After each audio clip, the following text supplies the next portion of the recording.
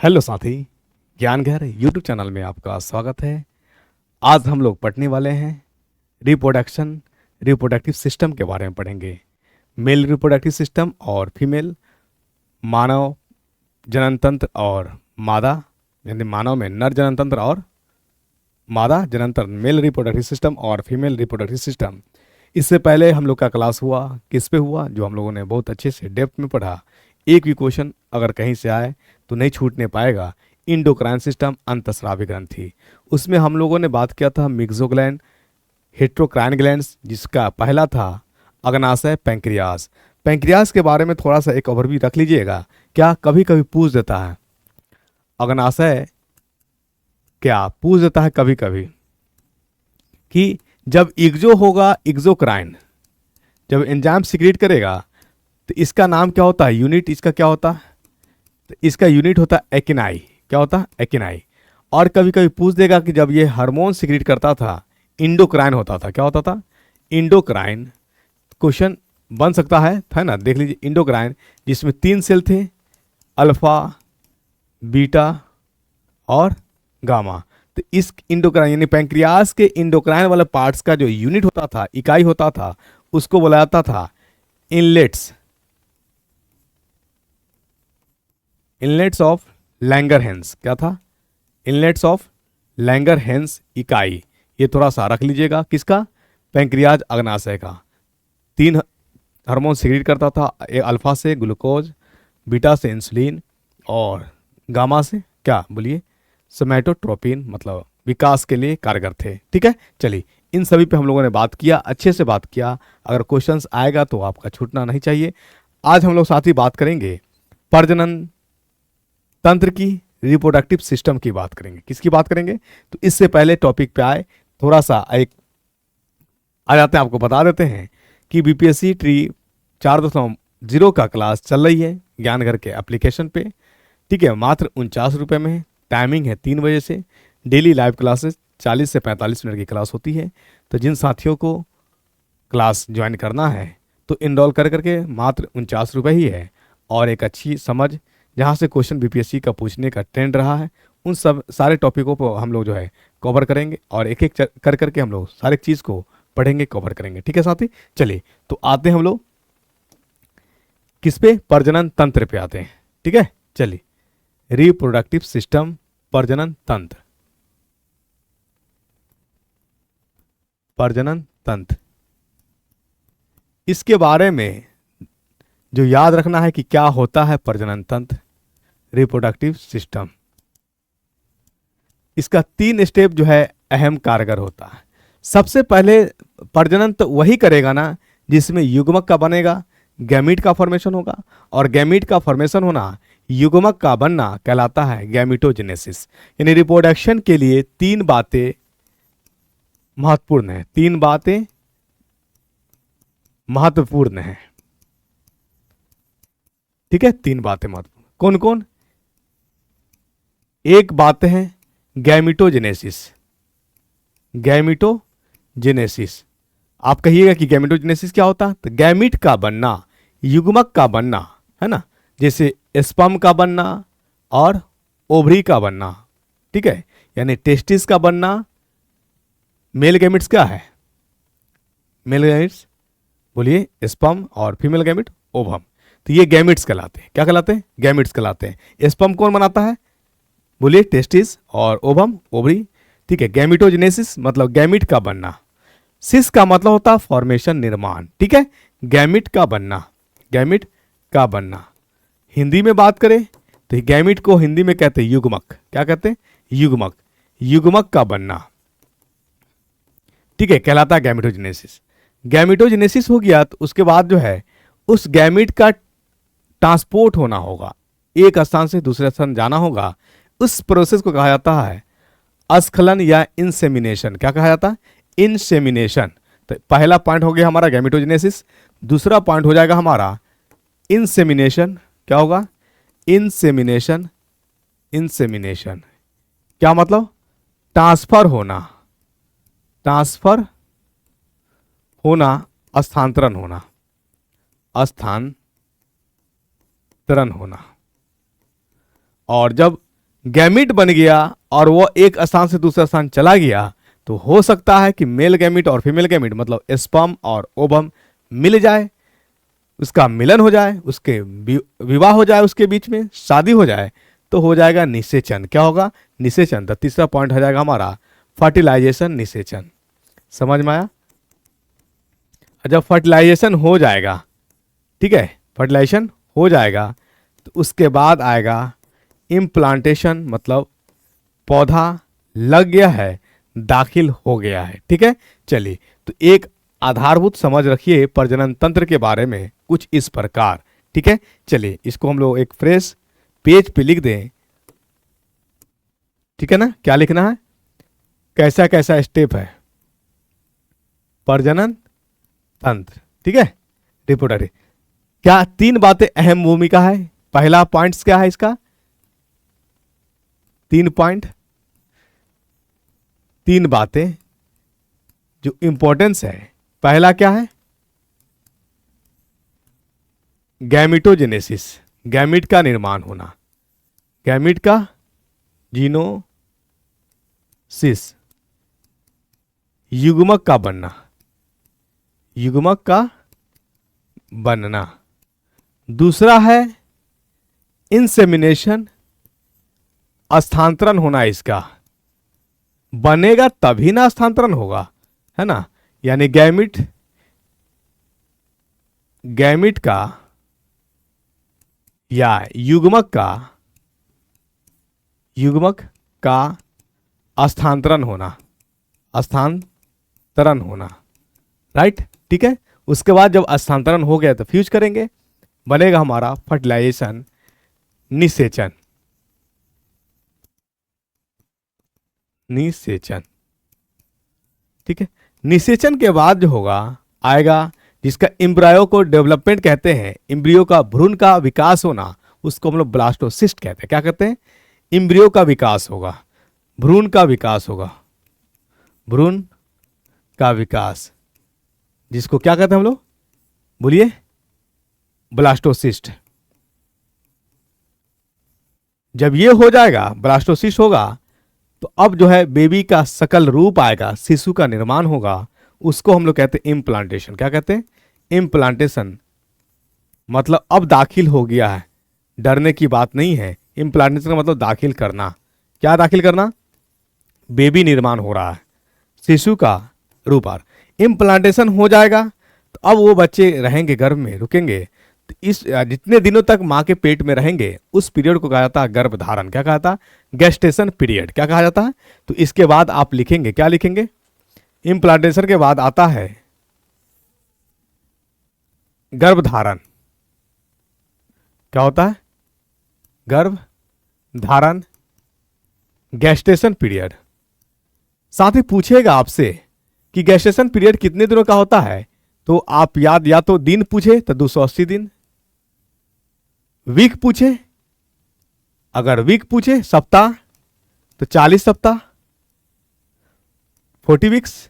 अगर माह पूछे, माह, तो 9 महीने, 9 महीना 7 दिन, 9 महीना 7 दिन, ये याद रखिएगा, 9 महीना 7 दिन होते हैं। ठीक है, चलिए यहां तक हो गया। अब ये गेस्टेशन पीरियड नहीं, गर्भधारण हो गया। गर्भधारण के बाद आएंगे बाहर की ओर, तो बाहर वाले को हम लोग कहते हैं प्रसव, या उसी को क्या कहते हैं, बोलिए, पर्चुरेशन। तो आपको हिंदी में मान रखना है, तो बेबी का बाहर आना ओवम्स मां के पेट से, उसी को प्रसव कहते हैं। ये डिलीवर हो गया, डिलीवर, डिलीवरी ऑफ चाइल्ड। ठीक है, ये सब एक प्रोसेस था, एक स्टेट था, एक स्टेप बाय स्टेप कैसे क्या हुआ नहीं हुआ, तो इसको थोड़ा सा माइंड में रखिएगा। ठीक है, गैमिटोजेनेसिस में क्या बनेगा? 2 बनेगा, यानी बनाएगा हमारा, एक तो बनता है स्पर्म, गैमिट है, और एक है हमारा ओवम। क्या है? ओवम। स्पर्म कौन बनाता है? टेस्टिस। अब रोल आएगा टेस्टिस का। ओवम कौन बनाता है? ओवरी। तो रोल आएगा अंडाशय का। यह है विरसन। टेस्टिस को हिंदी में कहते हैं विरसन, और ओवरी को हिंदी में कहते हैं अंडाशय, अंडाशय। चलिए यहां तक क्लियर हुआ नहीं हुआ? अब एक ओवरव्यू हम लोग समझ लिए क्या होता है, कितने दिन का गेस्टेशन पीरियड होता है। क्वेश्चन डायरेक्ट आता है, यानी मानव के अंदर गेस्टेशन पीरियड जो है, गर्भधारण की अवधि है, कितने दिन का है। दिन पूछे तो 280 दिन, सप्ताह पूछे तो 40 सप्ताह, अगर महीना पूछे तो बता दीजिएगा 9 महीना 7 दिन। एक इंपॉर्टेंट बात है कि 9 महीना तो आखिर बच्चे का कैसे कैसे विकास होता है, कैसे कैसे डेवलपमेंट होता है, तो थोड़ा यहीं पे हम लोग माइंड में रख लेते हैं कि 9 महीना में इसको बांट दिया जाए 9 माह में। तो पहला 3 महीना जो होगा, 3 महीने के बाद, यानी इस जहाँ से गर्भ ठहरा उसके 3 महीना के बाद जो है कंकाल तंत्र का निर्माण हो जाता है। किसका हो जाता है?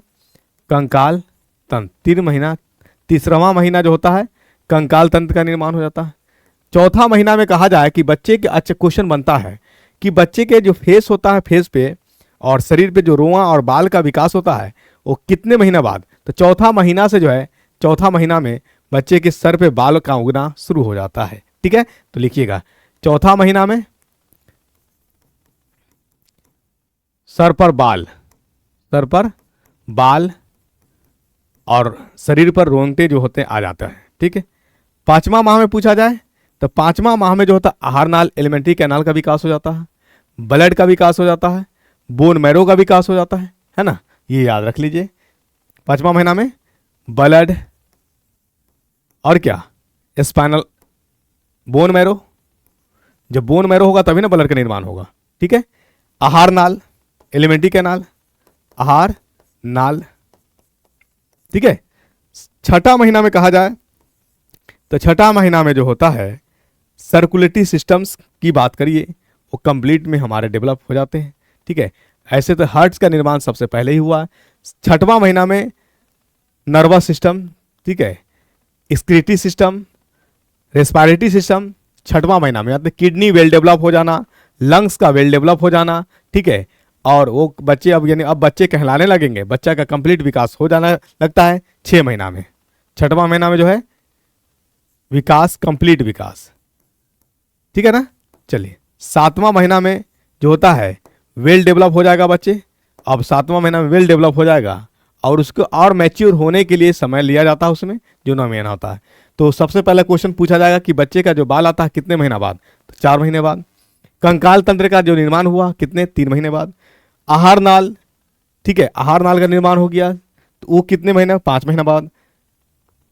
शिशु का एक रूप आ जाता है 6ठे महीना बाद और कंप्लीट विकास हो जाता है 7वें महीने बाद। ये थोड़ा सा एक ओवरव्यू रखिए। आइए हम लोग साथ ही बात करेंगे किसकी? मेल रिप्रोडक्टिव सिस्टम की।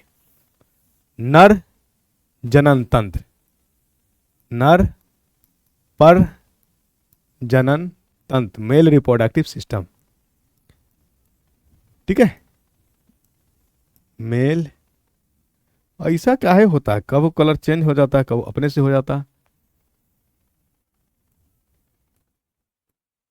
मेल रिप्रोडक्टिव सिस्टम, ठीक है, बिल्कुल मस्ती से पढ़ना है। समझ में आ रहा कि नहीं आ रहा? चलिए अब देखिए, मेल रिप्रोडक्टिव सिस्टम में जो भूमिकाएं होंगी, कुछ ऐसे पार्ट्स हैं जो फॉर्मेशन करते हैं, निर्माण करता है। कुछ ऐसे पार्ट्स हैं जो दिखता है, निर्माण में तो नहीं है लेकिन वो दिखेगा। क्या करेगा? निर्माण होते हुए क्या हमको स्पर्म दिख रहा है? नहीं दिख रहा, लेकिन निर्माण हो रहा है। ठीक है, दिख रहा है? नहीं ना दिख रहा। वही बात करें गैमिट जो हमारा बना, गैमिट, ठीक है, मेल गैमिट और फीमेल गैमिट, जिसे स्पर्म गैमिट कहलाएगा। ठीक है, तो गैमिट युग्मक को बनते हुए हम देख पाए? नहीं देख पाए। तो जो दिख नहीं रहा है लेकिन उसकी निर्माण हो रही है वो कहलाता है हमारा प्राइमरी सेक्स ऑर्गन। क्या कहलाता है? Primary sex organ. तो मानव में मेल हो या फीमेल 3 तरह के होते हैं। एक होता है प्राइमरी सेक्स ऑर्गन जो फॉर्मेशन, निर्माण करता है। क्या करता है? यानी प्रथम यौनांग, ठीक है, प्राइमरी सेक्स ऑर्गन, जिसको आप कहते हो टेस्टिस। क्या कहते हो? टेस्टिस। करता क्या है? ये निर्माण करता है। कोई पूछ दे कि क्या करता है तो आप कहिएगा कि ये निर्माण करता है। किस चीज का निर्माण करता है? तो ये निर्माण करता है 2 चीज को। ठीक है, एक का निर्माण है जिसका नाम है स्पर्म, दूसरा निर्माण है, स्पर्म को कहते हैं शुक्राणु। क्या कहते हैं? शुक्राणु। दूसरा जो निर्माण किया उसको कहते हैं एंड्रोजन। क्या कहते हैं? एंड्रोजन क्या है? ये हार्मोन का समूह है जिसमें से मुख्य समूह जो है यानी एंड्रोजन का सबसे अच्छा हार्मोन जो है उसका नाम है टेस्टोस्टेरोन। क्या नाम है? टेस्टोस्टेरोन। ठीक है, एंड्रोजन का। तो ये निर्माण किया टेस्टिस। दूसरी बात याद रखा जाए, कुछ ऐसे है जो मदद करेगा। क्या करेगा? मदद करेगा फ्लो कराने में। ठीक है, और कुछ ऐसे है जो हमको फर्स्ट टाइम में दिखेगा ही, तो उसको जो दिखेगा उसको हम लोग कहते हैं द्वितीय secondary sexual character, secondary sex organ. जैसे आप देखिए, किसके देखिएगा?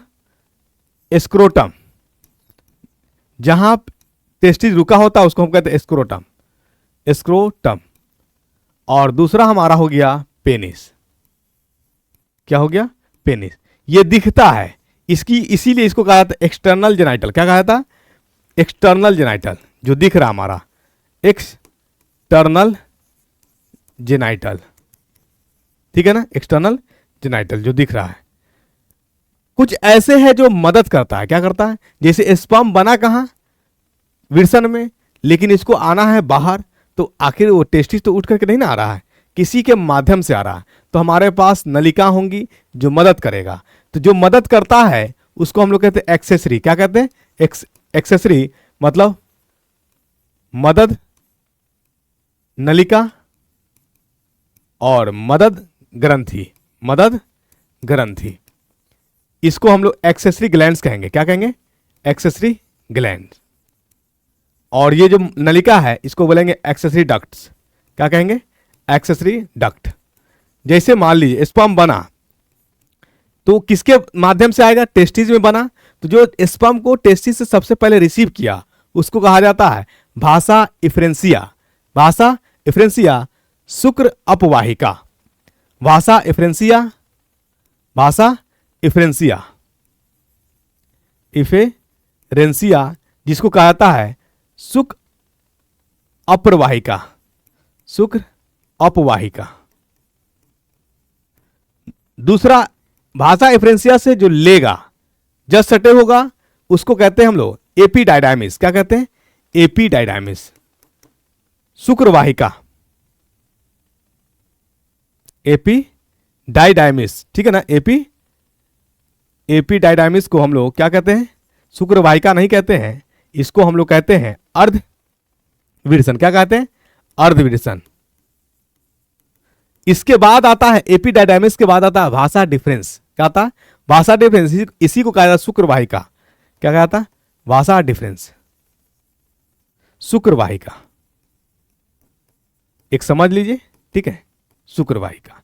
भाषा डिफरेंस ही जाकर के यूरिनरी ब्लैडर में जाके मिल नहीं जाता है, वहां दो भाषा डिफरेंस, चूंकि टेस्टिस हमारे पास पेयर में होता है, टेस्टिस यहां लिख लीजिए एक पेयर होता है। क्या होता है? एक पेयर होता है। ठीक है, एक जोड़ा में होता है। तो एक जोड़ा होगा तो दोनों में होगा हमारा भाषा डिफरेंस। ये जाकर के यूरिनरी ब्लैडर में मिलता है और मिल करके जो है वहां पे इजेक्टरी डक्ट का निर्माण करता है, अस्खलन नलिका का निर्माण करता है, जो डिस्चार्ज करने के काम करेगा बाहर, है ना। इसके बाद आएगा इजेकुलेटरी डक्ट, इजेकुलेटरी डक्ट, जिसको आप कहते हैं अस्खलन नलिका, अस्खलन नलिका। ठीक है, समझ में आया। उसके बाद जो है यूरेथ्रा के थ्रू बाहर हो जाएगा, तो हमारा आ गया। इसके बाद कौन आ जाएगा? यूरेथ्रा। क्या आएगा? यूरेथ्रा। ठीक है, चलिए सारे को हम लोग जो है पढ़ेंगे। अगर आपसे पूछा है कि मेल में एक्सेसरी ऑर्गन ग्लैंड्स कौन कौन होते हैं, जो ग्रंथि जो मदद करता है, कुछ ना कुछ सिक्रीट करेगा ही। क्या करेगा? सिक्रीट करेगा। तो मुख्यतः तीन ग्रंथि है। एक का नाम है सेमिनल वेसिकल्स। क्या नाम है? Seminal vesicles. दूसरे का नाम है प्रोस्टेट्स, प्रोस्टेट्स ग्लैंड। तीसरे का नाम है कॉपर्स ग्लैंड। क्या है? कॉपर्स ग्लैंड्स, या इसी को कहा था बल्बो यूरेथ्रल। क्या कहा था? Bulbo urethral. ठीक है, बल्बो यूरेथ्रल। तो यह तक क्लियर हो गया। अब आइए हम लोग मेल रिप्रोडक्टिव पार्ट्स में आते हैं और एक एक करके क्लियर से हम लोग पढ़ेंगे। ठीक है, चलिए आइए मेल रिप्रोडक्टिव पार्ट्स। एक एक करके कौन क्या करता है नहीं करता है सारे पे विस्तार से चर्चा करेंगे, ठीक है ना, सारे पे विस्तार से चर्चा करेंगे, बिल्कुल घबराना नहीं है। सबसे पहले हम लोग बात कर ले टेस्टिस की। किसकी बात करें? विल्सन की। ये है टेस्टिस, देखिए टेस्टिस, ठीक है। तो यहां लीजिए विल्सन टेस्टिस। ये टेस्टिस जब बेबी यूट्रस के अंदर होता है, एब्डोमेन में होता है, ठीक है, तो ये टेस्टिस कहां होता है? शरीर के अंदर होता है। 7 माह के बाद शरीर से बाहर आता है। 7 माह के बाद शरीर से बाहर, यानी मदर पेट की यूट्रस में ये जब 7 माह का हो जाता है तो टेस्टिस बाहर की ओर आते हैं। तो अब यह बताओ, पहले तो था पेट के अंदर और पेट से आया बाहर, तो कोई तो रास्ता होगा, कोई तो कैनाल होगा जिसके माध्यम से आया होगा। उस कैनाल को क्या कहा जाता है? तो लिखिए, ये जब एब्डोमेन से बाहर आता है, एब्डोमेन से बाहर 7वां मंथ बाद, 7वां माह बाद जिस कैनाल से आता है उस कैनाल का नाम है इग्निनल कैनाल। क्या नाम है? इंगुनल कैनाल कहलाते हैं। इसको क्या कहते हैं? इंगुनल कैनाल के द्वारा, इंगुनल कैनाल। इंगुनल कैनाल ये क्या है? ये रास्ता, वह पथ है, वह मार्ग है जिसको हम लोग वक्षण कहते हैं। वक्षण मार्ग है, कैनाल है, कनिका है, जिसके माध्यम से टेस्टिस जो होगा पेट से बाहर आएगा, ठीक है, एब्डोमेन से। ये याद रखिएगा। दूसरा बात, टेस्टिस के बारे में याद रखिए कि जब ये सिंगल टेस्टिस होगा, क्या होगा? अच्छा, एक बात आपके माइंड में आ रहा होगा कि आखिर ये पेट के अंदर में रहता ही तो क्या दिक्कत था, पेट से बाहर क्यों आ गया? तो साथ ही देखिए, अगर पेट के अंदर होता तो नॉर्मल बॉडी टेम्परेचर से इसको टेम्परेचर चाहिए कम। अगर वो कम टेम्परेचर नहीं मिलेगा तो ये फर्टिलाइज नहीं कर पाएगा, स्पर्म, मैच्योर स्पर्म को डेवलप नहीं कर पाएगा, यानी स्पर्म बनाएगा ही नहीं। तो इसीलिए नेचर ने इसके क्या किया? शरीर से बाहर रख दिया। क्या किया? शरीर से बाहर रख दिया। ये जो काम करता है नॉर्मल बॉडी टेम्परेचर से 2 से 2.5 डिग्री सेल्सियस से कम ताप पर काम करता है, ठीक है। तो अब आप कहेंगे कि अब बताइए कि जैसे ज्यादा गर्मी हो गया, अभी तो नॉर्मल टेम्परेचर है 45 डिग्री 40 डिग्री हो गया, तो क्या ये ताप उस समय में ये कैसे काम कर लेता है? शरीर के बाहर होने के बावजूद भी ये कैसे काम कर लेता है? तो साथ ही इसके बारे में थोड़ा सा रखिए एक माइंड में। क्या रखिए? यहां पे हम लोग लेते हैं और थोड़ा मुख्य क्वेश्चन बन जाता है टेस्टिस से संबंधित, ठीक है। पेट से जो बाहर आता है, पेट से बाहर किस कैनाल के द्वारा? जो रास्ता से आता है उस रास्ता का नाम क्या है? उस रास्ता का नाम इंगुनल कैनाल, ठीक है। चलिए, ये काम करता है सामान्य ताप से 2 से 2.5 डिग्री सेल्सियस कम ताप पर, ठीक है। चलिए, कोई दिक्कत? अब कभी कभी पूछेगा, क्या जितने भी मेल पार्ट जो स्पर्म डिस्चार्ज करते हैं, क्या सभी का टेस्टिस, सभी का विल्सन शरीर से बाहर होता है? नहीं साथी। जैसे हाथी की बात करिएगा तो हाथी का शरीर के अंदर ही होता है, ठीक है, हाथी का शरीर के अंदर ही होता है। वही एक्वेटिक की बात करिए, वेल और डॉल्फिन की बात करिए, तो उसमें जो टेस्टिस होते हैं वो शरीर के अंदर ही होता है। जो ओविपेरस है, जो अंडे सिक्रीट करते हैं, उसमें जो मेल पार्ट्स होता है उसमें भी टेस्टिस होता है, लेकिन वो भी शरीर के अंदर होता है। तो आप लिख लेंगे, ठीक है ना, जिसका यानी विल्सन जो है शरीर के अंदर जो होता है, शरीर के अंदर,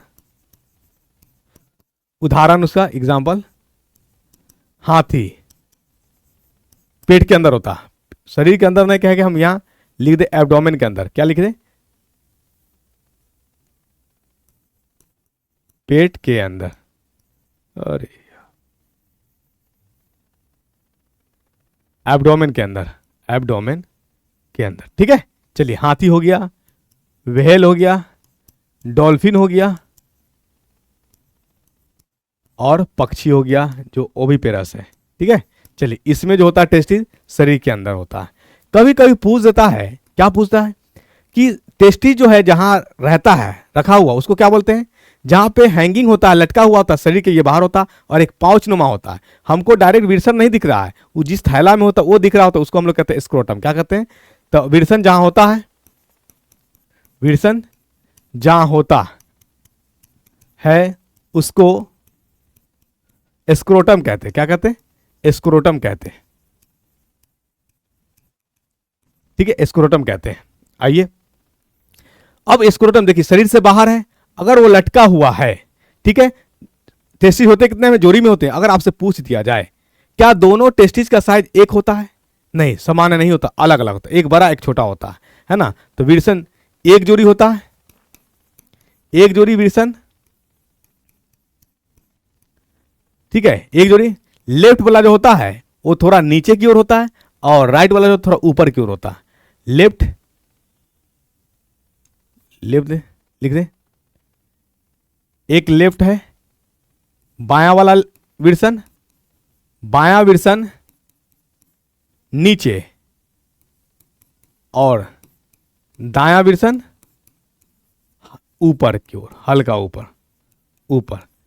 ये ऐसा क्यों किया गया? ऐसा अगर एक समान साइज में होता, अगर आप चलते टकराते तो उसमें हमेशा क्या होता? फ्रिक्शन होता, ठीक है ना। इसीलिए उसने क्या किया नेचर, एक को बड़ा और एक को ऊपर एक को नीचे कर दिया ताकि थाई आपस में टकराए नहीं। ठीक है, नेचर ने कितना डिजाइन करके बनाया है। ठीक है, चलिए अब आप सोच रहे होंगे कि जो हैंगिंग है, लटका हुआ, तो उस पर ग्रेविटी तो लग रही होगी, तो ग्रेविटी लगते लगते उसको तो नीचे आ जाना चाहिए। लेकिन नेचर ने इसी में भी क्या किया है? बैलेंस किया है। जैसे मान लो कि ये टेस्टिज है, ठीक है, और ये स्क्रोटम का वाल है। टेस्टिज और स्क्रोटम के बीच में एक जो है एक चिपचिपा पदार्थ भर दिया है जिसको कहा जाता है सेमिनल फ्लूइड। क्या बोला गया? Seminal fluid, seminal fluid.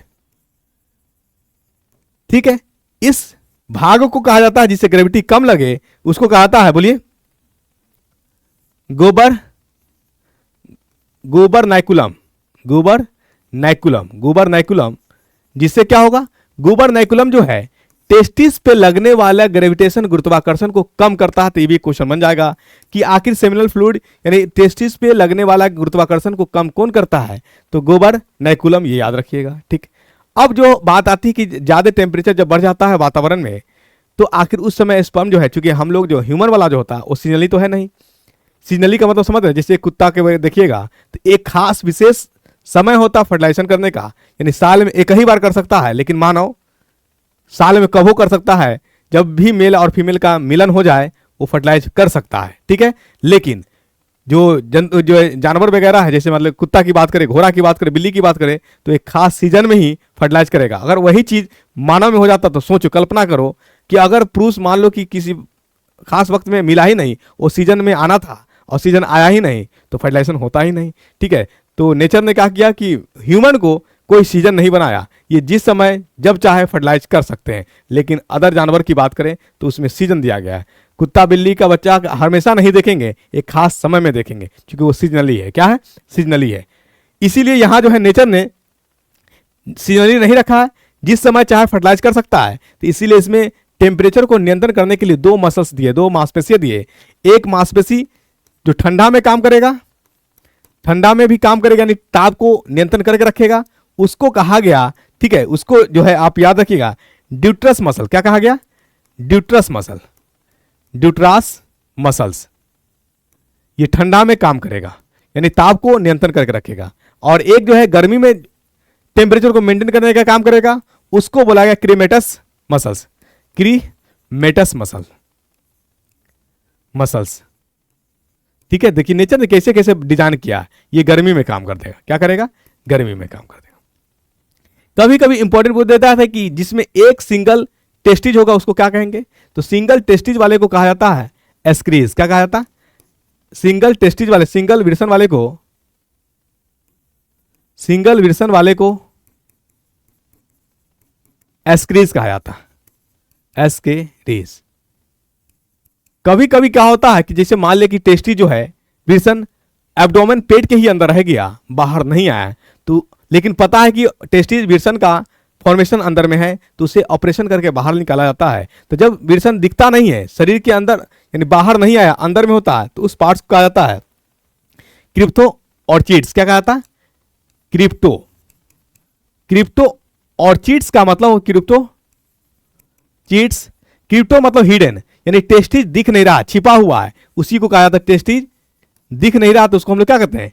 Crypto orchids कहते हैं। टेस्टिज हिडन है, छिपा हुआ है, छिपा हुआ है। जब ऑपरेशन करके इसे बाहर निकाला जाता है तो उस प्रोसेस को कहा जाता है, बोलिए, ओफियोटॉक्सी। क्या कहा जाता है? ओफियोटैक्सी। ओफियोपेक्सी ऑपरेशन करके, सर्जरी करके बाहर निकालना, बाहर निकाल। कभी कभी क्या होता है कि देखिए, गर्भधारण यानी गर्भ को रोकने के लिए, या तो यानी फर्टिलाइजेशन को रोकना है, अगर बर्थ रेट को रोकना है तो क्या करना होगा, यानी फैमिली प्लानिंग या उसके बाद गर्भ निरोधक बर्थ कंट्रोल को प्लानिंग करनी पड़ेगी। तो अगर मेल के अंदर यानी टेस्टिज को अगर इमेस्कुलेट कर दिया जाए, टेस्टिज को रिमूव कर दिया जाए, तो भी फर्टिलाइजेशन रुक जाएगा, क्योंकि टेस्टिज रहेगा ही नहीं तो स्पर्म बनेगा ही नहीं, ठीक है। या दूसरा वैसेक्टोमी, यानी वास डिफरेंस को जो स्पर्म को लेकर के जा रही है उसी को काट दे तो कनेक्शन टूट जाएगा। तो दो सूरत से रोका जा सकता है। तो जब टेस्टिज को शरीर से निकाल दिया जाए तो उसको कहते हैं केस्ट्रेशन। क्या कहा जाता है? केस्ट्रेशन। केस्ट्रेशन क्या होता है? विरसन को निकाल देना।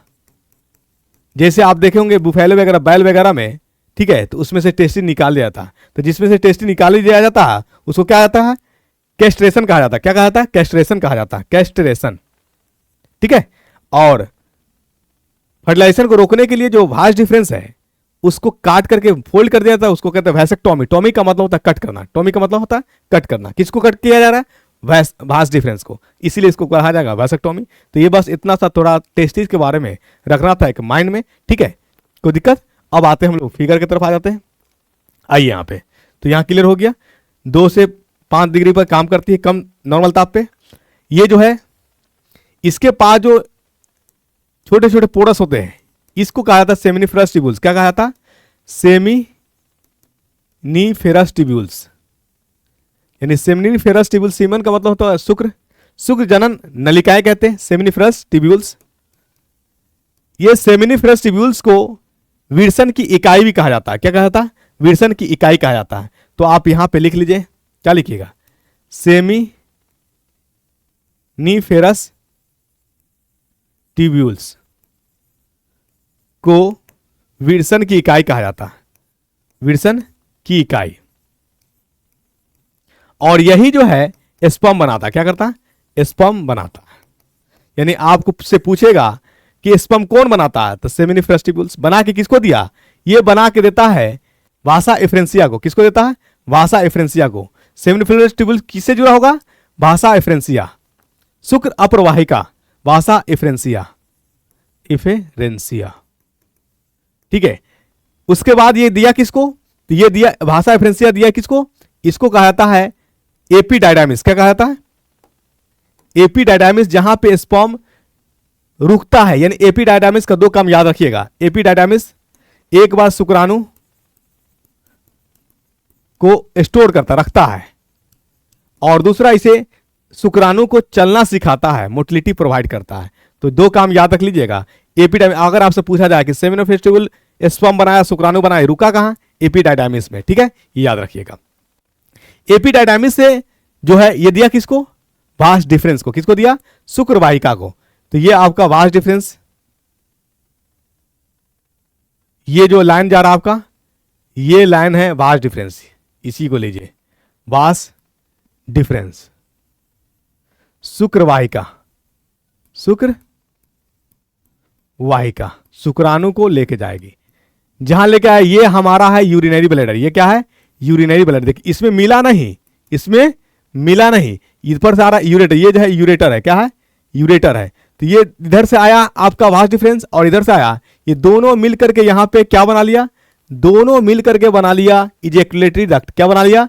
इजैकुलेटरी डक्ट, अस्खलन नलिका, अस्खलन नलिका, ठीक है, अस्खलन नलिका बना लिया। अब यहीं पे जो है 3 ग्लैंड्स आते हैं। कौन कौन ग्लैंड्स? पहला सेमिनल वेसिकल्स, वो क्या करता है? वो अल्कलाइन को डिस्चार्ज करता है। अल्कलाइन मीडियम समझते हैं? अल्कलाइन, अल्कलाइन का मतलब होता है क्षारीय। यानी देखिए नेचर ने कैसे कैसे बनाया। हो सकता है कि कोइटस से पहले, मतलब क्या कहते हैं उसको, रिप्रोडक्शन या आपस में मिलने से, यानी संभोग से पहले हो सकता है मेल ने यूरिन डिस्चार्ज किया हो। तो यूरिन बाय नेचर होता है एसिडिक। क्या होता है? एसिडिक होता है। और एसिडिक में स्पर्म जाते ही मर जाएगा, इसीलिए नेचर ने क्या किया है? कि इसको जो है दे दिया अल्कलाइन, ताकि अल्कलाइन और एसिड रिएक्ट करके न्यूट्रल बन जाए, लवण बन जाए, एसिड का अटैक उस स्पर्म पे नहीं होने पाए और स्पर्म जिंदा बच जाए। क्या बच जाए? इसीलिए नेचर ने क्या किया, यहां पे 3 ग्लैंड्स को दिया। एक सेमिनल वेसिकल्स, वो क्या करेगा, क्षारीय अल्कलाइन सब्सटेंस को सिक्रीट करेगा। क्या करेगा? अल्कलाइन सब्सटेंस को सिक्रीट करेगा। और दूसरी बात, यहीं पे ये देगा फ्रुक्टोज। क्या देगा? फ्रुक्टोज। तो आप सेमिनल वेसिकल्स के बारे में लिखिए, ये स्पर्म को ऊर्जा देता है, यानी ऊर्जा, जो ईंधन, ऊर्जा किस रूप में देता है? बोलिए, फ्रुक्टोज के रूप में। क्या देता है? फ्रुक्टोज के रूप में। तो आपसे पूछा जाएगा, अगर फ्रुक्टोज किसने दिया? सेमिनल वेसिकल्स ने दिया। और यही एनर्जी स्पर्म जो है फ्रुक्टोज को ही ईंधन के रूप में यूज करता है। दूसरा, ये जो है क्षारीय सब्सटेंस को रिलीज किया। क्या किया? क्षारीय। क्यों? मैंने आपको बता दिया कि हो सकता है कि मिलन से पहले, संभोग से पहले मेल ने यूरिन डिस्चार्ज किया हो या फीमेल ने यूरिन डिस्चार्ज किया हो। तो यूरिन का तो कैनाल अलग है, फीमेल से मतलब नहीं है, मेल से मतलब है। क्योंकि मेल स्पर्म डिस्चार्ज, क्योंकि मेल का जो स्पर्म का रास्ता है और यूरिन का रास्ता है एक ही है, ठीक है, यूरेथ्रा के थ्रू ही जाना है। और यूरेथ्रा के थ्रू जाए तो हो सकता है कि यूरिन अगर उसमें थोड़ा सा भी बचा रहे तो वो है एसिडिक, उस स्पर्म को क्या कर देगा? मार देगा। इसलिए अल्कलाइन क्षारीय दिया गया। ठीक है, चलो क्लियर हो रहा है यहां तक कि नहीं हो रहा? उसके बाद जो है सेमिनल वेसिकल्स के पीछे जो है तो प्रोस्टेट ग्लैंड्स है। क्या है? Prostate gland. ये क्या करता है? तो ये जो है उसको मोटिलिटी प्रोवाइड करता है, उसमें देता है एटीपी। क्या देता है? एटीपी देता है। और कैल्शियम आयंस और फॉस्फेट यही देता है। क्या देता है? और स्पर्म में जो स्मेल होता है, और इसको कह लीजिए प्रोस्टेट ग्लैंड जो है ये प्रोवाइड करता है जेली लाइक सब्सटेंस, मिल्की, यानी इसलिए स्पर्म का जो कलर होता है वो व्हाइट होता है, मिल्की कलर प्रोवाइड करता है। तो सबसे पहले लिखिए इसका मिल्की रंग देना, मिल्की कलर। दूसरा क्या देता है? दूसरा ये देता है, मिल्की तो दिया ही, दूसरा ये दिया आपको, बोलिए क्या दिया? कैल्शियम प्लस, और दूसरा फॉस्फेट। और इसी के कारण सीमेन का जो है गंध होता है, स्पर्म में क्या होता है? स्मेल हो जाता है। ठीक है। और तीसरा क्या है?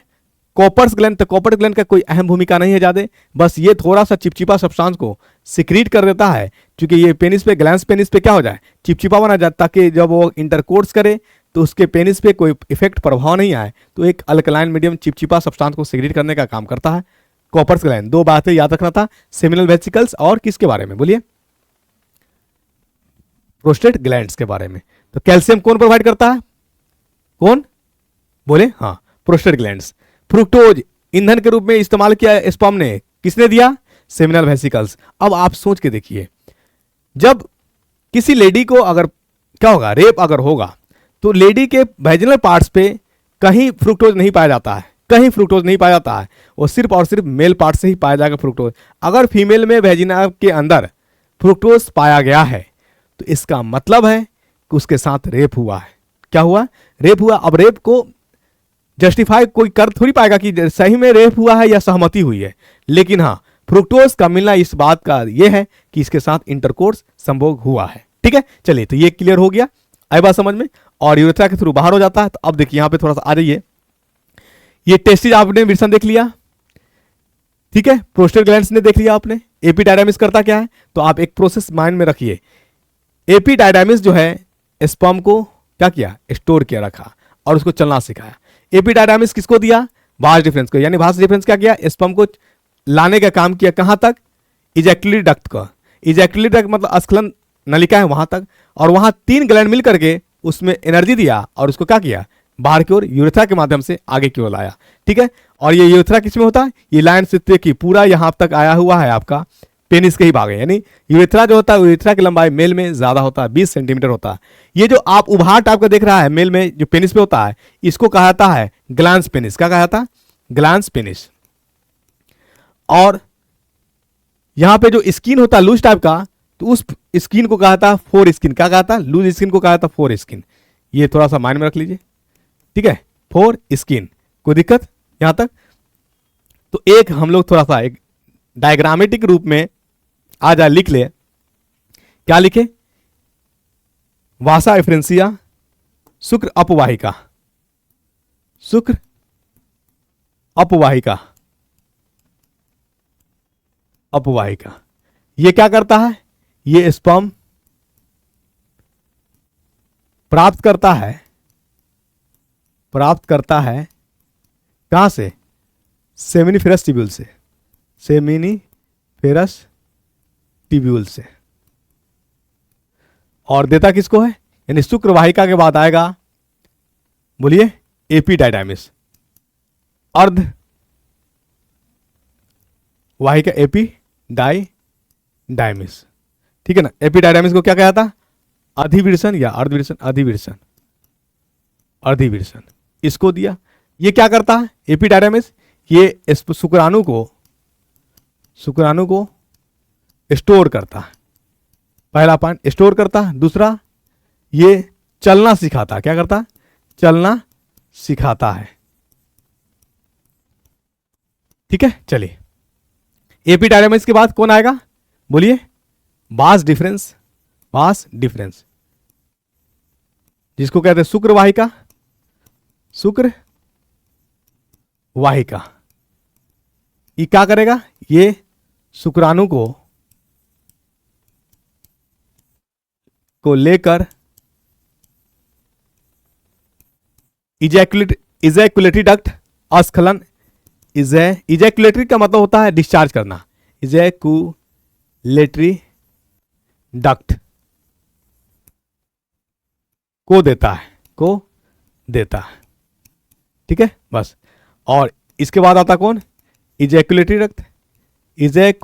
डक्ट अस्खलन नलिका। ये क्या करता है, ये स्पर्म को यूरेथ्रा को देता है, क्या देता है, यूरेथ्रा को देता है, ठीक है। यूरेथ्रा क्या करेगा, यूरेथ्रा इसे, है ना, ग्लैंस पेनिस से आउट कर देगा, ग्लैंस पेनिस या ग्लैंस पेनिस छोड़िए, आउट करेगा, बाहर करेगा, आउट करेगा स्पर्म को, ठीक है।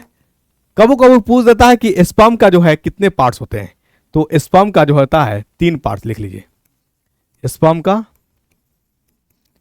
3 पार्ट। एक होता है हेड वाला जो पार्ट होता है वो क्या क्या रखता है, तो एक हार्मोन रखिए नाम एक्रोजोम, क्या रहा है, ये हार्मोन है, सॉरी एंजाइम्स है, ये क्या है, एक्रोजोम एंजाइम है। करता क्या है, ये मदद करता है फर्टिलाइजेशन में, निषेचन में। एक्रोजोम याद होगा तो पढ़ाए थे, गोल्गी बॉडी। एक्रोजोम कौन सिक्रीट करता है, गोल्गी बॉडी। इसका मतलब हेड वाला पार्ट्स में गोल्गी बॉडी भी पाया जाएगा, ठीक है।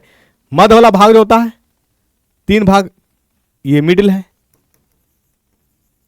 ये एटीपी रखता ऊर्जा, एटीपी, माइटोकॉन्ड्रिया, क्योंकि एटीपी बनाता कौन है, माइटोकॉन्ड्रिया।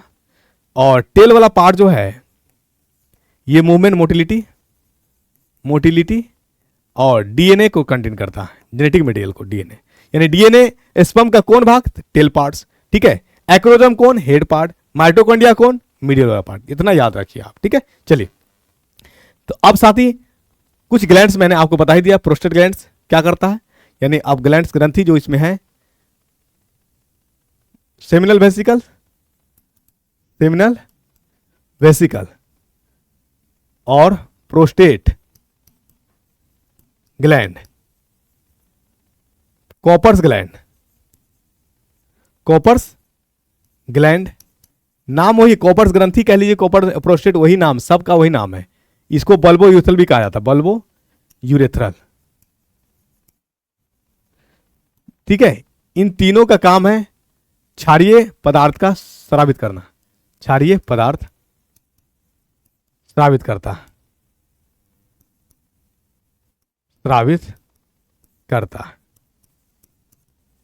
ठीक है। चलिए, और सेमिनल वेसिकल, इसमें एक बात याद में जोड़ लीजिए, फ्रुक्टोज यही देता है स्पर्म को। फ्रुक्टोज जो है स्पर्म ईंधन के रूप में इस्तेमाल करता है, ठीक है। यहां तक क्लियर हो गया। अब हम लोग आ जाते हैं फीमेल रिप्रोडक्टिव सिस्टम में। किस में आ जाते हैं, फीमेल रिप्रोडक्टिव सिस्टम में, ठीक है। तो इसमें भी हम लोग फीमेल रिप्रोडक्टिव सिस्टम, इसमें भी 3 पार्ट्स की हम लोग चर्चा करेंगे। एक जो सिक्रीट करेगा, फॉर्मेशन करेगा, जिसको अंडाशय कहते हैं, अंडाशय। दूसरा क्या है, जो मदद करेगा, तो एक डक्ट होगा जिसके माध्यम से जाएगा, और एक ग्लैंड्स होंगे, क्या होंगे, ग्लैंड्स होंगे, ठीक, जिसको हम लोग कहते हैं सहायक नलिका और सहायक ग्रंथि, जो दिखेगा सेकेंडरी, सेकेंडरी में तो दोनों आ जाएगा, दिखने वाला और नहीं दिखने वाला दोनों, ठीक है। सेकेंडरी सेक्स ऑर्गन, तो सेकेंडरी जो हमारा दिखता है ना, लिबिया माइनोरा, लिबिया मेजोरा, है ना, पॉन्स, ये दिखेगा, ठीक है। क्रेटियस, क्रेटियस मतलब होता है कि फिंगर लाइक प्रोजेक्शन होता है, वो सारे चीज हम लोग डायग्राम के रूप में आ जाते हैं।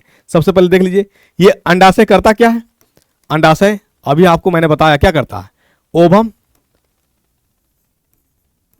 और ओवरी से ओवम का बनना, इसी को अंडोत्सर्ज कहते हैं, कहा जाता है। अंडोत्सर्ज मतलब ओवुलेशन, क्या कहा जाता, ओवुलेशन, अंडोत्सर्ज, ठीक है, अंडोत्सर्ज। और दूसरा क्या है, हार्मोन, ओस्ट्रोजन, ऑस्ट्रोजन और प्रोजेस्टेरोन। ओस्ट्रोजन जो है, जो भी मेल में सेकेंडरी कैरेक्टर था जो दिखता था, मतलब दाढ़ी आना, मुच्छी आना, आवाज भारी होना, तो वही ऑस्ट्रोजन जो है फीमेल में सेकेंडरी कैरेक्टर को डेवलप करेगा, मतलब आवाज मीठी होना, है ना, अंडर आर्म्स में बाल होना, जेनिटल पार्ट्स पे बाल होना, ब्रेस्ट का डेवलपमेंट होना, सेकेंडरी सेक्सुअल कैरेक्टर का डेवलप करने वाला एस्ट्रोजन ही है। प्रेगनेंसी, मेंस्ट्रुएशन को डेवलप करना, ठीक है, मेंस्ट्रुएशन होना, प्रोजेस्टेरोन और प्रेगनेंसी को मेंटेन करना, ये अहम भूमिका निभाती है प्रोजेस्टेरोन में, प्रेगनेंसी में, ठीक है। मेंस्ट्रुएशन साइकिल का, ये बातें थोड़ा सा याद रखिए। सहायक नलिका कौन कौन है, तो जो है ओवरी में अंडाशय बना और उसको फर्टिलाइजेशन होने के लिए एक जगह से दूसरी जगह जाना है, तो कौन लेके जाएगा, फलोपियन ट्यूब लेके जाएगा, क्या लेके, डिम्ब वाहिनी। तो पहला हो जाएगा हमारा डिम्ब वाहिनी, वाहिनी। उसके बाद, ठीक है, फीमेल पार्ट्स का कौन सा पार्ट है जो स्पर्म को रिसीव करेगा, वाजिना, योनि, ठीक है। जाना कहां है इसको, यूट्रस, गर्भाशय में, यानी योनि के बाद आता सर्विक्स, क्या आता है, सर्विक्स, सर्विक्स के बाद आएगा यूट्रस, क्या आएगा, यूट्रस। ये सब हमारा नलिका है। सहायक ग्रंथि में एक ही है, मेमरी ग्लैंड्स, कौन है, स्तन ग्रंथि, स्तन ग्रंथि जो मिल्क सिक्रीट करता है। इसमें आप लिख सकते हैं जो दिखता है, लिबिया माइनोरा, माइनोरा जो फोल्डिंग होता है, लिप के तरह स्किन होता है, जो वेजिना के पार्ट्स में फोल्डिंग नुमा बना होता है, Libya minora, Libya majora, Libya majora. और तीसरा क्या होगा बताइए, तीसरा हो जाएगा आपका क्राइटोरिस। ये एक उभार होता है, एक अंगुली टाइप का होता है, ये फीमेल में जो है मोर सेंसिटिव पार्ट्स होता है, मतलब इंटरकोर्स संभोग के दरमियान जो प्लीजर आनंद आते हैं वो क्लेटोरिस के कारण ही आता है, ठीक है, क्लेटोरिस के कारण ही। आइए हम लोग देख ले थोड़ा सा फीमेल रिप्रोडक्टिव पार्ट्स में, आइए यहीं से क्लियर करेंगे हम लोग एक एक चीज को।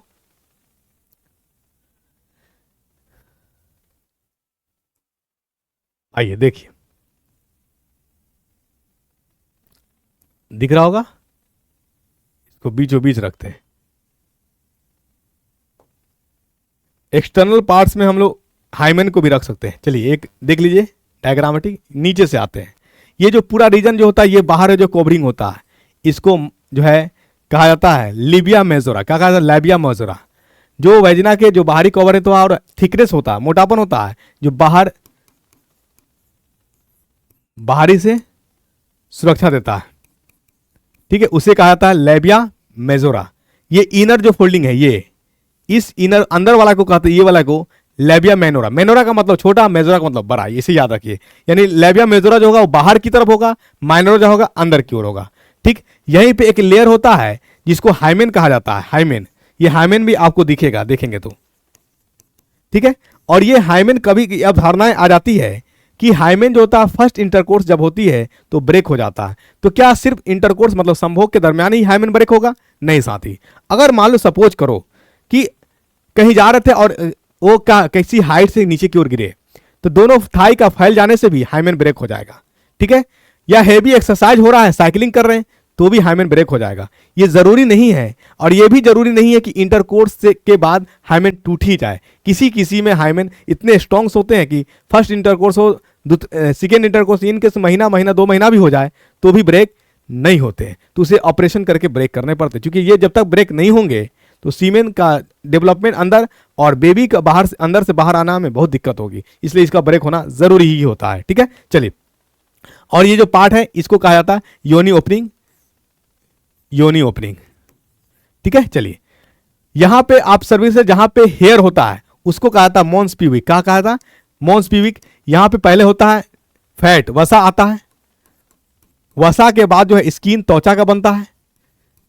क्वेश्चन ये सब पूछा जाता है। त्वचा के बाद आया हेयर, यानी डायरेक्ट हेयर का डेवलपमेंट नहीं, तो सबसे पहले वहां गद्दीनुमा यानी वहां पे फैट आएगा, और जो फैट होता है उस फैट का नाम होता है एडिपोज टिश्यू। क्या नाम होता है? एडिपोज टिश्यू होता है।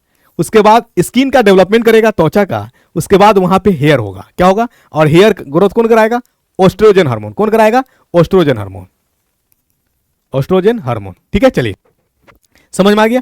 और ये जो होल देख रहे हैं ये यूरेथ्रल वाल्व है। इसका मतलब हो गया कि यूरिन डिस्चार्ज करने के लिए अलग रास्ता है और सीमेन रिसीव करने के लिए बर्थ कैनाल अलग रास्ता है। तो आप यूं ये रखेंगे, यूरेथ्रल ओपनिंग जो है ये यूरिन डिस्चार्ज करते हैं। क्या करते हैं? Urine pass. ठीक है। और वेजिनल जो है ये रिसीव करता है पेनिस को। क्या करता है? शीर्षण को। शीर्षण रिसीव करते हैं। जब शीर्षण के रिसीव नहीं होगा तो फिर क्या होगा? रिप्रोडक्शन नहीं होगा। चलो अब यहां पे जो जाता अंदर से, तो अब देखिए ये एक पार्ट हो गया, ये आपका वेजिना। फर्स्ट ओपनिंग पार्ट जो पेनिस के साथ संपर्क में आया उसको योनि कहा, वेजिना कहा। योनि के जस्ट पीछे जो है उसको सर्विक्स कहा। सर्विक्स के जस्ट नीचे जो यूट्रस है, यूट्रस। और यहां पे आइए, ये है हमारा ओवरी, अंडाशय है ना, अंडाशय। क्या है? अंडाशय है। और अंडाशय को कैरी करने वाला जो है ओवरी, यानी ओवरी जो सीक्रेट कर रही है ओवम, उसको कनेक्ट करने वाला फलोपियन ट्यूब है। तो फलोपियन ट्यूब के 3 पार्ट्स। कभी कभी पूछ देता है कि फर्टिलाइजेशन कहाँ होता है, फलोपियन ट्यूब के कितने पार्ट्स होते हैं, तो थोड़ा सा लिख लीजिए। इनफंडिबुलम, याद रखिए पहला पार्ट्स का नाम है इनफंडिबुलम। इनफंडिबुलम नाम हिंदी में है, इंग्लिश में दोनों में, इनफंडिबुलम। दूसरा नाम है एम्पुला। क्या नाम है? एम्पुला। एम्पुला बायोलॉजी में कहती है कि उभार फूला हुआ पार्ट्स को एम्पुला कहते हैं। तो ये एम्पुला यहां पे होता है, ये वाला। ये है हमारा क्या है? ये यानी ओवरी से जो सटा हुआ है उसको इनफंडुलम कहते हैं। यानी ये आप लिख सकते हैं ये अंडाशय से सटा हुआ है, अंडाशय से सटा हुआ को हम लोग इनफंडुलम कहते हैं। ठीक है। और अंडाशय से सटा हुआ वाले को इनफंडुलम, इनफंडुलम के बाद जो पार्ट्स होते हैं कुछ उभार फैला होता है उसको हम लोग एम्पुला कहते हैं। क्या कहते हैं? और अंतिम वाला पार्ट्स, यहां वाला पार्ट्स को इस्थमस कहते हैं। क्या कहते हैं? इस्थमस। आपसे पूछा जाएगा कि यूट्रस यानी फलोपियन ट्यूब का कौन भाग है जो यूट्रस से सटा हुआ है, जुड़ा हुआ है, तो यही है इस्थमस। जो है ये जुड़ा रहता है किससे? जुड़ा रहता है यूट्रस से, जुड़ा रहता है यूट्रस से। ठीक है, गर्भाशय से। यहां तक क्लियर हुआ? अब आपसे पूछा जाएगा कि फर्टिलाइजेशन कहां होता है, फर्टिलाइजेशन कहां होता है? तो फर्टिलाइजेशन जो है आप ये याद रखिए इनफंडिबुलम में नहीं, फलोपियन ट्यूब के भाग जरूर है लेकिन वहां वो सिर्फ इनफंडुलम जो है सिर्फ और सिर्फ अंडा को रिसीव करता है। ठीक है, ओवम को रिसीव करता है। एम्पुला और इस्थमस इसी में, इसी दोनों के बीच में निषेचन होता है। यानी होता तो अगर ऑप्शन में हमारा इतना डेप्थ में नहीं जा करके सिर्फ पूछेगा कि फर्टिलाइजेशन कहां होता है, हमारे पास ऑप्शन अगर फलोपियन ट्यूब है तो आंसर हो जाएगा। अगर फलोपियन ट्यूब के पार्ट्स पूछ दे तो आप याद रखिएगा एम्पुला इस्थमस के दोनों के बीच में निषेचन होता है। अगर दोनों के बीच नहीं है, सिर्फ एम्पुला आंसर है, तो हमारा आंसर डायरेक्ट आंसर हो जाएगा एम्पुला, बीच में, यानी फलोपियन ट्यूब के बीच में निषेचन होता है। ठीक है। अब यहां पे बात किया जाए जिससे लाइफ स्पेन ऑफ स्पर्म, शुक्राणु की। फीमेल में जब स्पर्म डिस्चार्ज हो जाएगा तो फीमेल शरीर के अंदर मात्र 72 घंटा तक ही जिंदा रह पाएगा। ठीक है, यानी इसके बॉडी में यहां पे आ गया स्पर्म अगर, तो 72 घंटा तक जीवित रहेगा। अगर 72 घंटा में जो है आपका इनफंडिबुलम और एम्पुला क्या फ्यूज करा दिया स्पर्म से, तो फर्टिलाइजेशन हो जाएगी, अन्यथा नहीं होगी, अन्यथा नहीं होगी। अब नहीं जब होती है तभी जाकर के यूट्रस रोता है। क्या होता? यूट्रस रोता है, और यूट्रस के रोने से जो आंसू गिरते हैं उसी को मेंस्ट्रुअल साइकिल कहते हैं। ठीक है, चलो समझ में आया कि नहीं आया? क्योंकि हो जाता तो खुशखबरी, गुड न्यूज मिल जाता, तो फिर फलोपियन यानी यूट्रस रोता नहीं। फर्टिलाइजेशन नहीं हुआ तो यूट्रस को रोना आ गया और यूट्रस रोएगा। क्या करेगा? यूट्रस रोएगा। तो अब आते उसमें भी हम आगे बात करेंगे। ठीक है, यहां तक क्लियर हो गया? यानी फर्टिलाइजेशन जो होता है कहां पे होता है? डिम वाहिनी में, फलोपियन ट्यूब में ही होता है। किस पार्ट्स में? एम्पुला में होता है। ठीक है, चलिए अगर मान लो कि फर्टिलाइजेशन नहीं हुआ, मान लो फर्टिलाइजेशन नहीं हुआ, ठीक, ये है यूट्रस। क्या है? यूट्रस। तो यहाँ पे फर्टिलाइजेशन का न्यूज आया ही नहीं, फर्टिलाइजेशन का न्यूज आया ही नहीं। अच्छा चलो ठीक है, आज पूछ रहे थे कि हाँ कि स्पर्म जो होता है 72 घंटा फीमेल में के शरीर में जिंदा रहता है, मेल के शरीर में कितने घंटा रहता है? 30 दिन तक जीवित रहेगा। मेल में स्पर्म जो होता है 30 दिन तक स्पर्म जिंदा रहता है, स्पर्म जीवित रहता है 30 दिन तक। ठीक है चलिए, हाँ अब यहीं पे आ जाते हैं हम लोग। चाहते हैं कि जब फ्लोपियन ट्यूब में मान लो कि निषेचन फ्यूज नहीं हुआ, शादी नहीं हुई, मिलन नहीं हुआ, तो जब शादी नहीं हुई, मिलन नहीं हुआ, तो क्या फर्टिलाइजेशन होगा? नहीं होगा। तो क्या होगा फिर वहां पे? होगा अब यूट्रस को खबर मिलेगी कि भाई अभी फर्टिलाइजेशन नहीं हुआ है, क्या करें, है ना, गुड न्यूज नहीं है। तो ये रोना शुरू कर देंगे। क्या करेंगे? रोने शुरू कर देंगे। तो रोने शुरू कर देंगे तो इसके यूट्रस के भी 3 पार्ट्स है। इसका भी लिखिए, यूट्रस के 3 पार्ट्स, यूट्रस के 3 पार्ट्स। एक का नाम है जो पहले पार्ट्स होता है उसको हम लोग कहते हैं पेरीमैट्रियम। यूट्रस को मैट्रियम कहते हैं, पेरीमैट्रियम, पेरीमैट्रियम पहला लेयर होता है जो फ्लोपियन ट्यूब्स से अटैच होता है, जुड़ा होता है, वहीं खुशी मिलेगा, गुड न्यूज मिलेगा। दूसरा होता है मीजोमैट्रियम, मीजोमैट्रियम मतलब मध्य।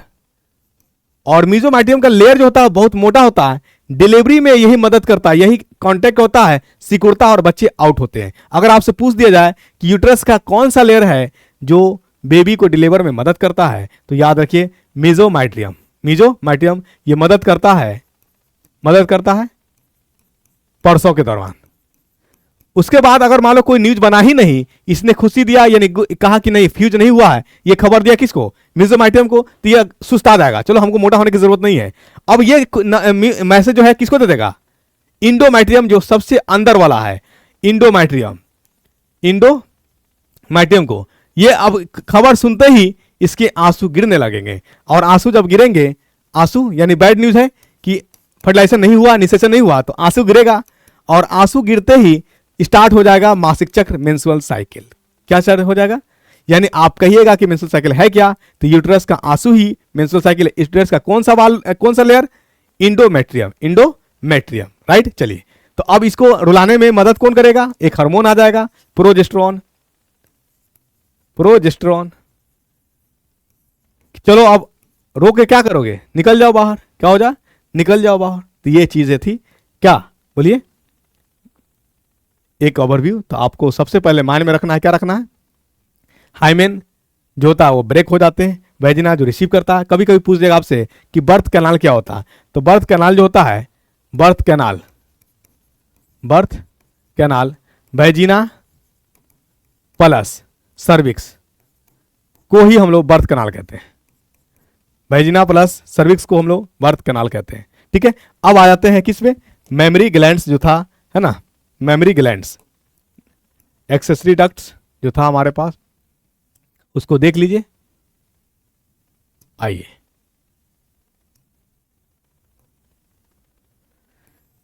ये जुड़े होते हैं,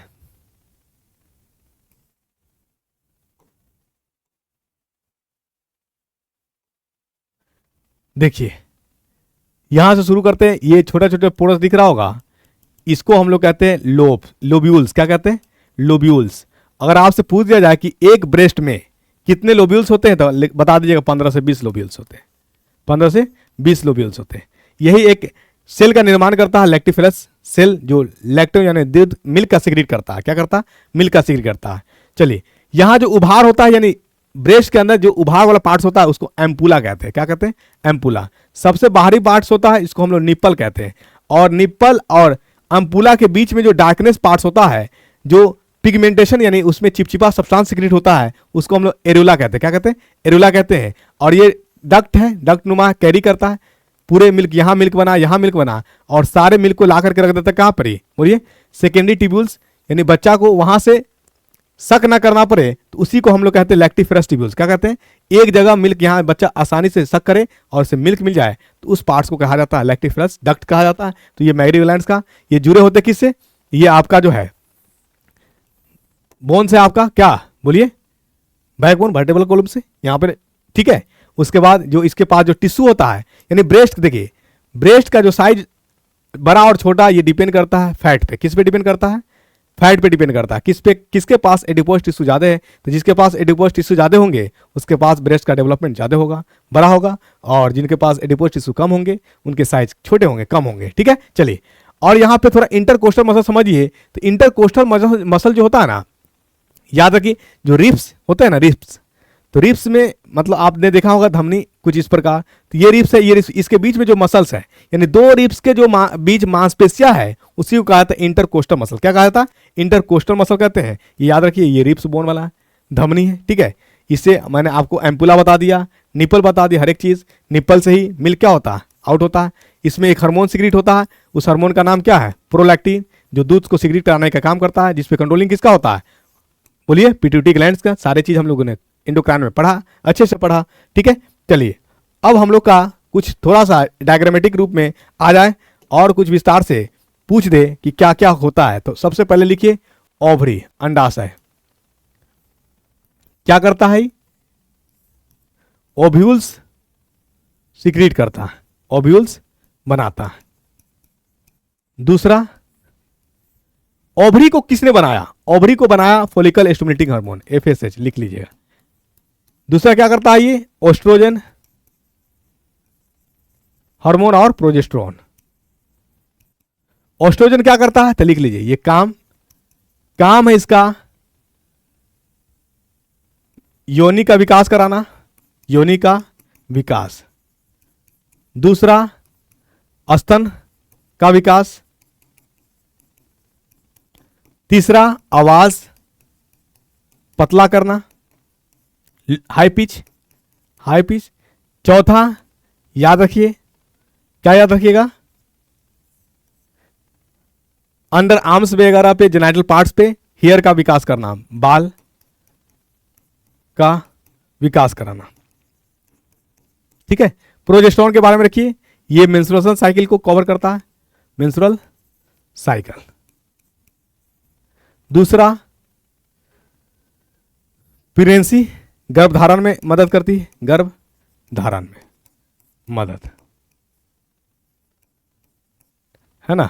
चलिए, तीसरा जो है मेंस्ट्रुअल साइकिल हो गया, और क्या करता है? यूट्रस के वाल को डेवलप करता है, यूट्रस के वाल को डेवलप करता है, वाल को डेवलप करता है। ठीक है, हमसे पूछा जाएगा कि मेंस्ट्रुअल साइकिल क्या होता है, यानी निषेचन फर्टिलाइजेशन के लिए फेवरेबल कंडीशन क्या फ्यूज मिल लेने से, इंटरकोर्स संभोग हो जाने से फर्टिलाइजेशन हो जाएगा? नहीं होगा। ठीक है, संभोग यानी फर्टिलाइजेशन के लिए निषेचन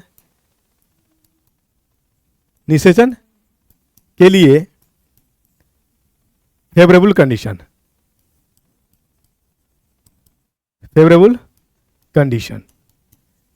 निषेचन के लिए फेवरेबल कंडीशन क्या है? पहला तो कि जो मेंस्ट्रुएशन स्टार्ट हुआ है उसके ब्लीडिंग के बाद 13वां, 14वां, 15वां, 16वां, 17वां, 18वां दिन, अगर इन दिनों में अगर इंटरकोर्स संभोग हुआ है और सीमेन जो है, स्पर्म जो है फीमेल बॉडी में डिस्चार्ज हो गए, तो प्रेगनेंसी हो जाएंगे, गर्भ हो जाएंगे। तो पहला पॉइंट्स, मासिक चक्र के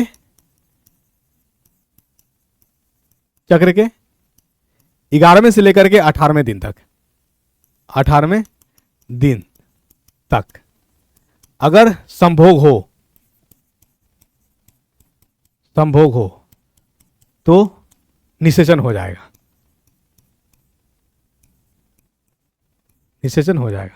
दूसरा, फेवरेबल कंडीशन, ताप भी होना चाहिए, ताप, टेम्परेचर। तीसरा, कोई सूजन, कोई सिस्ट नहीं होने चाहिए, है ना, वो पूछेगा नहीं। अगर आप चाहते हैं कि फर्टिलाइजेशन नहीं हो तो क्या होगा? अवॉइड करना पड़ेगा इन कंडीशनों में इंटरकोर्स से।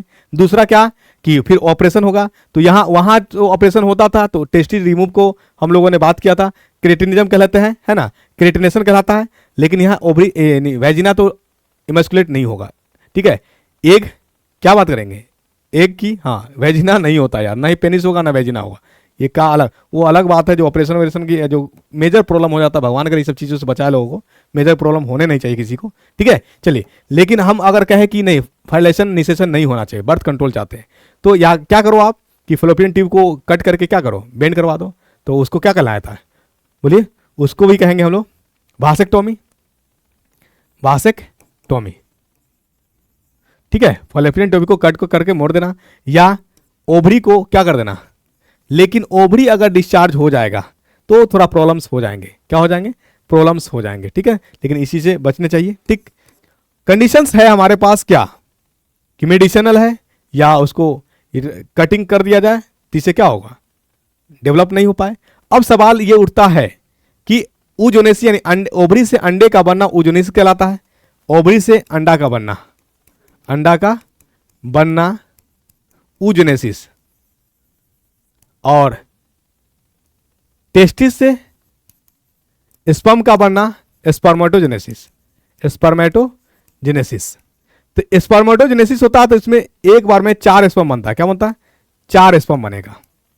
ये भी एक बार में जो है एक ही बनता है, क्या बनता है, एक एक बनता है oogenesis, एक मेंस्ट्रुएशन में एक एक, ठीक है, एक मेंस्ट्रुएशन में एक एक, ऐसे कर करके अगर मान लीजिए सार की ये 4 हो गए, जिसमें से 2 से 3 जो होता है पोलर होता है, क्या होता है, पोलर होता है, ध्रुवीय होता है। और ध्रुवीय कोशिका जो होता है, ये याद रखिएगा, ध्रुवीय कोशिका फर्टिलाइजेशन में भाग नहीं लेता है, जबकि स्पर्म का चारों जो होता है, चारों सेल, यानी ये चारे के चारों जो होते हैं, चारों सेल, चारों कोशिका कह लीजिए, और इसका एक का चारों कोशिका का ये तो एक का जो चारों कोशिका होता है, जिसमें से स्पर्म क्या एक सेल ही तो है, स्पर्म क्या है, एक सेल है, एक कोशिका ही है। तो जो एक का जो कोशिका होती है उसमें से 2 से 3 ध्रुवीय पोलर होता है जो फर्टिलाइजेशन में भाग नहीं लेती है, जबकि स्पर्म शुक्राणु का जो कोशिकाएं होती है वो चारों के चारों नल पोलर होता है, ये सभी फर्टिलाइजेशन में भाग लेते हैं। स्पर्मेटोजेनेसिस का इन प्रोडक्ट जो होगा वो स्पर्म बनेंगे, और oogenesis का जो इन प्रोडक्ट होगा वो अंडाशय बनेंगे, क्या बनेंगे, अंडाशय बनेंगे। और ये याद रखिएगा कि पोलर जो होता है फर्टिलाइजेशन में भाग नहीं लेता, और पोलर का निर्माण सिर्फ और सिर्फ अंडाशय में होती है, स्पर्म में नहीं होती है। ये क्वेश्चन, बाकी और क्वेश्चन जहां से पूछता था, जो पूछेगा सारा चीज ने क्लियर कर दिया। इसी में एक होता है अम्बिकल कॉर्ड, क्या होता है, अम्बिकल कॉर्ड जो नाभि रज्जु कहते हैं, जो मदर बॉडी से और बेबी के बीच अटैच होता था, जिसके कारण वो नरिशमेंट न्यूट्रिशन वगैरह लेता था, क्या लेता था, न्यूट्रिशन, यानी अगर आपसे पूछ दिया जाए कि बच्चों में जो पोषण होता है किसके माध्यम से होता है, अम्बिकल कॉर्ड्स कह लीजिए या नाभि रज्जु कह लीजिए, नाभि रज्जु जो मदर के नाभि से बेबी के नाभि को अटैच होता था, जुड़े होते थे, और उसी के माध्यम से न्यूट्रिशन मिलता था, उसी के माध्यम से एक्सक्रीशन भी होता था। ठीक है, थोड़ा सा एक माइंड में ये रख लेना था। इम्प्लांटेशन क्या होता है सारा चीज बता दिए। वैसेक्टोमी क्या होता है, ट्यूबेक्टोमी, है ना, वैसेक्टोमी तो ये मेल में हो गया, सॉरी मेल में, है ना, और फॉलोपियन ट्यूब है ना फीमेल में, तो फीमेल में अगर हमको फॉलोपियन ट्यूब को कट करना पड़ेगा तो ये ट्यूबेक्टोमी कहलाएगा। थोड़ा अगर मिस्टेक हो गया होगा तो उसको सुधार लीजिएगा। ट्यूबेक्टोमी, फॉलोपियन ट्यूब को कट कर दिया जाए, फॉलोपियन ट्यूब को कट कर दिया जाए, को कट करके उसे बेंड कर दिया जाए तो फर्टिलाइजेशन नहीं होगा। जब स्पर्म और ओवम का बीच शादी होगा ही नहीं तो फर्टिलाइजेशन होगा क्या, नहीं होगा। तो साथ ही इसका एंजॉय कीजिए फर्टिलाइजेशन का, यानी ह्यूमन रिप्रोडक्टिव सिस्टम को हम लोगों ने पढ़ लिया। जहाँ जहाँ से क्वेश्चन बन सकती थी उन सारे का निर्माण हमने कर दिया। एक कौन बनाती है, टेस्टिस कौन बनाता है, दोनों का निर्माण करने वाला है ओवरी और टेस्टिस की बात करें, ओवरी और टेस्टिस की, ये सारे के सारे बनते हैं फॉलिकल स्टिमुलेटिंग हार्मोन बनाते हैं, जिसका कंट्रोलिंग कौन करता था, पिट्यूटरी ग्लैंड, पीयूष ग्रंथि। ठीक है साथी, तो यहाँ तक क्लियर, एंजॉय कीजिए, मिलते हैं नेक्स्ट क्लास में। जय हिंद साथी।